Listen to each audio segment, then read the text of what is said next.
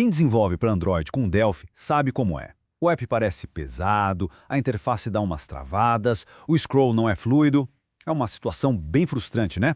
Bom, nesta análise a gente vai mergulhar a fundo e de forma bem direta descobrir as melhores práticas e estratégias para turbinar de verdade o desempenho de um app Android feito com Delphi 12.3. Certo, esse aqui é o nosso roteiro. A gente vai começar pelo mais importante, identificar o verdadeiro vilão da lentidão. E olha, a resposta pode ser surpreendente. Depois vamos ver como liberar a thread principal, dar um upgrade na renderização gráfica, entender o preço que se paga pelos live bindings, se preparar para o futuro com o Android 15 e no final a gente monta um checklist prático de otimização. Bora lá! Então, vamos começar quebrando um paradigma. Quando um app está lento, qual é o primeiro suspeito? Quase todo mundo pensa logo na renderização gráfica. Mas a análise técnica, quando a gente olha os dados, conta uma história bem diferente. Essa é a pergunta que todo mundo se faz. Aquele momento tenso em que a interface simplesmente congela, o scroll fica todo picotado, ou, na pior das hipóteses, o Android joga na tela aquela mensagem de "o aplicativo não está respondendo". A causa disso raramente é uma coisa só, mas existe sim uma hierarquia bem clara dos problemas. E aqui está o pulo do gato. A análise mostra que o maior impacto na performance vem dos Visual Live Bindings e da complexidade da hierarquia dos objetos FMX. Pensa nisso. Antes mesmo de um único pixel aparecer na tela, o app já pode estar no limite, sobrecarregando a thread principal. Só depois, na lista de culpados, é que vem o bloqueio da thread com o Synchronize e, lá no final, a renderização gráfica. Isso muda tudo. Agora, vamos focar no que é, na minha opinião, o verdadeiro assassino de performance. O bloqueio da thread principal, que é a thread responsável por toda a interface do usuário. Qualquer coisinha que faça essa thread esperar, por menor que seja, tem um efeito cascata desastroso na experiência de uso. O Thread Synchronize é uma ferramenta que muita gente usa, mas ela é perigosa. Imagina que a thread da interface é uma rodovia expressa. O Synchronize é como se uma thread secundária simplesmente parasse o trânsito todo para fazer uma coisinha rápida. Ela para, espera a pista limpar, executa e, enquanto isso, cria um engarrafamento gigantesco no app. E essa comparação aqui deixa tudo mais claro. Pensa no Synchronize como uma ponte de mão única. Um carro passa de cada vez e o resto tem que esperar. É um gargalo. Já o thread.kill é como mandar uma mensagem. A thread de trabalho envia o recado para a thread principal e segue a vida, sem ficar esperando. A diferença na fluidez e na performance é absurda. Beleza, com a thread principal mais livre, agora sim a gente pode falar de renderização. E embora ela não seja a principal culpada pela lentidão, otimizar essa parte traz um ganho visual e de performance gigantesco. E o caminho para isso hoje é um só.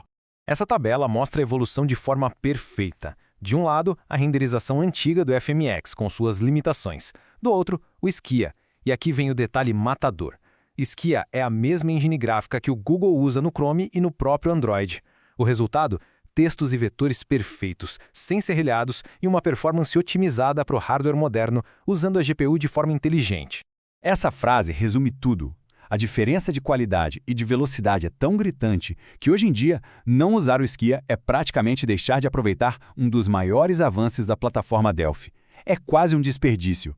E a melhor parte é o quão fácil é fazer isso. É literalmente uma linha de código. É só adicionar global use Skia igual a true lá no arquivo principal do projeto, o .dpr, antes de tudo começar. Simples assim para ter essa revolução gráfica no app.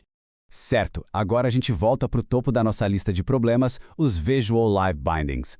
Eles são incríveis para prototipar, né? Conectam os dados na tela quase que por mágica. Mas essa conveniência toda vem com um custo de performance altíssimo, que muitas vezes a gente nem percebe de onde vem. Mas como essa mágica funciona? Por baixo dos panos, os Live Bindings usam um negócio chamado RTTI.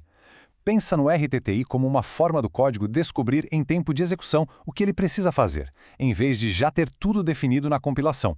Isso dá muita flexibilidade. Mas essa flexibilidade tem um preço. RTTI é lento. Agora imagina uma lista com centenas de itens, e cada item com vários campos ligados por Live Bindings. Para cada um deles, o RTTI tem que fazer uma busca, interpretar uma expressão. São milhares de operações lentas, todas rodando na thread principal, causando aquele atraso clássico quando uma tela cheia de dados vai abrir. Então, a conclusão é bem direta. Para protótipos ou formulários com poucos campos, LiveBinds são ótimos, sem dúvida. Mas para qualquer lista de dados que precise de performance de verdade, como um T-List View ou um T-Grid, o caminho é o carregamento manual, usando eventos como o onUpdateObjects para atribuir os dados direto no objeto. A diferença de velocidade é da água para o vinho. Agora, vamos dar uma espiada no futuro. O Android 15 está chegando com uma mudança de arquitetura bem importante e todo desenvolvedor que usa código nativo precisa ficar de olho para garantir que os apps continuem funcionando sem problemas. Guarde esse número, 16 KB. Esse vai ser o novo tamanho padrão da página de memória em muitos aparelhos com Android 15.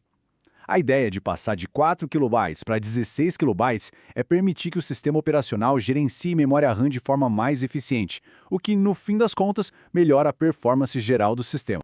E o que isso quer dizer na prática?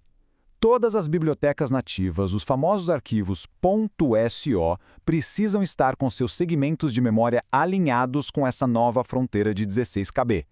Se não estiverem, o Android 15 simplesmente vai se recusar a carregar a biblioteca. E aí, o app nem abre. Simples assim. A boa notícia é que o Delphi 12.3 já está preparado para isso. O compilador para Android 64 bits já gera os executáveis alinhados corretamente. Então o código do projeto principal está seguro. O ponto de atenção fica para as bibliotecas de terceiros que o app usa. É crucial verificar se elas também estão atualizadas e prontas para essa nova exigência. Ufa, bastante informação, né?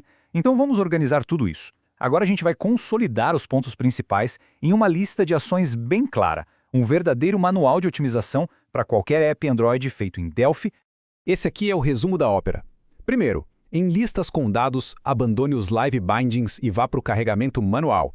Segundo, troque o bloqueante Synchronize pelo assíncrono tthreadqueue. Terceiro, ative o Skia globalmente. Quarto, uma regra de ouro. Nunca, jamais, faça acesso à rede, disco ou banco de dados na thread principal. E por último, garanta que todas as suas bibliotecas nativas estão prontas para o alinhamento de 16K. E para fechar, fica essa reflexão.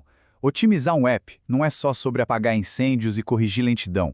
É sobre construir uma base sólida, uma arquitetura que esteja pronta para as evoluções que vêm por aí. Aplicar essas práticas não só deixa o app mais rápido hoje, mas garante que ele continue sendo um produto de qualidade no futuro.